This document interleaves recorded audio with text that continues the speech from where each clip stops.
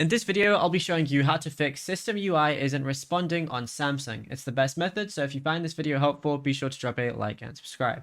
If your screen's frozen, you need to force the system to reload. So swipe down from the top of your screen twice and tap the digital power icon in the quick settings. Then go ahead and tap restart. If the screen's totally unresponsive, press and hold the volume down and power button simultaneously for about 10 seconds until the phone vibrates and the logo appears. What you could also do is clear the system UI cache. So corrupted temporary files in the UI layer are a frequent cause of this error. So what you want to do is go over to your settings application, and then from here, scroll down until you find apps, which is going to be towards the bottom.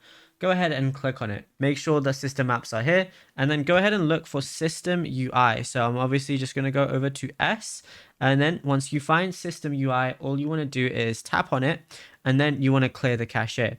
So obviously there's going to be a lot of S's, as you can see right here. Once you find System UI, we'll just use this one as an example. Scroll down, go to storage, and then clear cache, which is going to be right at the bottom. Now, what you could also do is there's going to be some digital assistants. So if any of them are conflicting, then turn off any digital assistants as well. And yeah, it's as simple as that. Now, if you found this video helpful, be sure to drop a like and subscribe.